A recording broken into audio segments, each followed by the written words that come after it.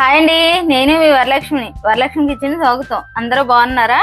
అందరూ బాగోవాలి, అందులో మేము ఉండాలని మనస్ఫూర్తిగా దేవుని కోరుకుంటున్నానండి. ఈరోజు మనము టమాటా, కొత్తిమీర, పచ్చిమిరపకాయలు పచ్చడి చేసుకుందామండి.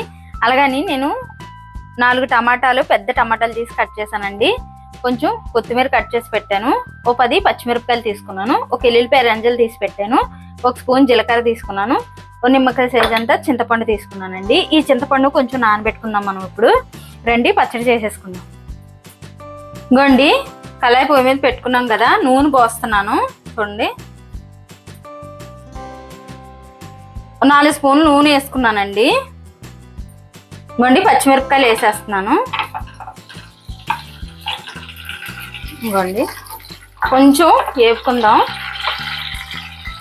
ఇంకోండి, పచ్చిమిరపకాయలు ఎలాగేగాయి కదా, చాలు. టమాటాలు వేసేస్తున్నానండి ఇప్పుడు. ఇంకోండి, టమాటాలు వేసేసుకున్నాం కదా, ఒక 5 నిమిషాలు ఇది కొంచెం మూత పెట్టుకుందాం అండి. ఫస్ట్ ఇది మగ్గాక అప్పుడు కొత్తిమీర వేసుకుందాం. ఇంకో చూడండి, కలిపేసుకున్నాం కదా, మూత పెట్టేసుకుందాం. ఒక 5 నిమిషాలు మగ్గితే సరిపోద్ది.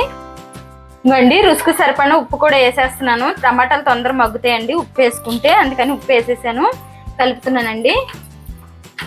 ఇంకోండి, ఉప్పు వేసేసుకున్నాం కదా, కలిపేసుకున్నాం కదా, ఇప్పుడు మూత పెట్టేసుకుందాం 5 నిమిషాలు. ఇంకోండి, 5 నిమిషాల తర్వాత అన్నాను చూడండి, టమాటా మగ్గిపోయింది కదా. ఇప్పుడు మనం ఈ కొత్తిమీర కూడా వేసేసుకుందామండి. వేసేసుకొని కలిపేసుకొని ఇది కూడా ఒక 5 నిమిషాలు మూత పెట్టుకుంటే సరిపోద్దండి. ఇంకా మనం పచ్చడి నూరేసుకోవడమే. ఇంకోండి, వేసేసుకున్నాం కదా, కలిపేసుకుందాం.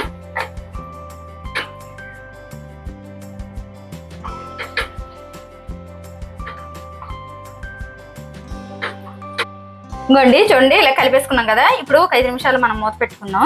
5 నిమిషాలు పెట్టుకుంటే సరిపోద్దండి. ఇంకోండి, మనం నానబెట్టుకున్న చింతపండు కూడా వేసేస్తున్నాను ఇందులో. నేను వేసేసి ఒక 2 నిమిషాలు ఇలా మూత పెట్టుకుందాం. ఇంకోండి, ఇంకా అయిపోయింది ఇది. మనం స్టవ్ ఆపేసుకుందామండి. చూడండి, దగ్గరికి అయిపోయింది కదా. ఇప్పుడు స్టవ్ ఆపేసుకొని మనం రోట్లో వేసుకొని నూరేసుకుందామండి. ఇంకా ఆపేస్తున్నాం స్టవ్. చూడండి, చింతపండు కూడా మగ్గిపోయింది కదా. ఇంకా స్టవ్ ఆపేస్తున్నానండి. ఇంకోండి, మనము పచ్చడి రోట్లో వేసి నూరుకుందాం అన్నాను కదా. ఫస్ట్ జీలకర్ర వేస్తున్నానండి. ఈ జీలకర్ర కొంచెం కచ్చపిచ్చ దంచుకోవాలండి. ఇంకోండి, జీలకర్ర కచ్చపిచ్చ దంచుకున్నాం కదా. ఇప్పుడు వెల్లుల్లిపాయలు కూడా వేసేస్తున్నానండి నేను.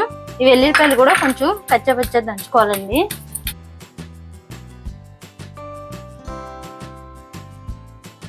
ఇంకోండి, ఈ పచ్చడి ఇలాగా కచ్చపిచ్చ దంచుకుంటే మాత్రం చాలా బాగుంటుందండి. ఈ పచ్చడి మనం ఇంకా పోపదే ఇవ్వండి. వేడి వేడి అన్నంలో ఒక చుక్క నెయ్యి వేసుకొని తింటుంటే అబ్బబ్బా ఏం మధునంగా ఉంటుందండి. మా చిన్నప్పుడు మా నాన్నమ్మ వాళ్ళు అయితే శనగల మీద వేసి ఇలా నూరేసేవారండి ఈ పచ్చడి.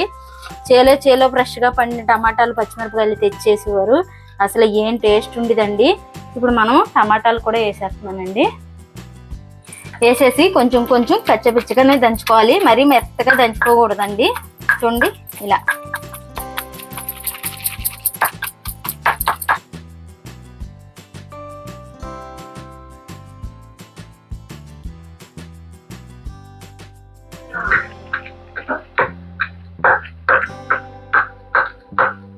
ఇంకోండి, ఇంక పచ్చడి అయిపోయింది. తీసేసుకుందాం గిన్నెలోకి. చూడండి, ఇలా నలిగితే చాలు. ఇంక తీసేస్తున్నానండి నేను ఇప్పుడు గిన్నెలోకి. ఈ వేడి వేడి అన్నంలో పచ్చడి వేసుకొని ఈ నెయ్యి వేసుకొని తింటుంటే అబ్బబ్బబ్బా చాలా టేస్ట్గా ఉందండి. చాలా బాగుంటుంది. ఈ టమాటా పచ్చడికి మనం పోపు అదే ఇవ్వండి, ఇలాగే బాగుంటుంది. ఒకసారి ట్రై చేయండి. పచ్చడి మాత్రం ఎక్సలెంట్గా ఉంటుంది. ఇలా చేసుకుంటే ఈ పచ్చిమిరకాయలు, టమాటా, కొత్తిమీర వేసుకొని చేసుకుంటే చాలా బాగుంటుంది. ఈ వేడి వేడి అన్నం వేసుకొని ఈ టమాటా పచ్చడి వేసుకొని అందులో కొంచెం నెయ్యి వేసుకొని తింటుంటే ఉందండి, టేస్ట్ మాత్రం అదిరిపోయింది. చాలా బాగుంది ఈ టమాటా, పచ్చిమిరకాయలు, కొత్తిమీర పచ్చడి. ఇలా చేసుకుంటే మాత్రం టేస్ట్ మాత్రం చాలా బాగుంటుంది. కాకపోతే వేడి వేడి అన్నంలో నెయ్యి వేసుకొని తింటుంటే మాత్రం చాలా బాగుందండి టేస్ట్. నచ్చితే లైక్ చేయండి, షేర్ చేయండి, కామెంట్ చేయండి, సబ్స్క్రైబ్ చేయండి. కాకపోతే ఒకసారి ట్రై చేయండి. ఈ వేడి వేడి అన్నము, నెయ్యి, పచ్చడి మాత్రం ఎక్సలెంట్గా ఉందండి. టేస్ట్ మాత్రం అదిరిపోయింది. కాకపోతే ఒకసారి ట్రై చేసేయండి.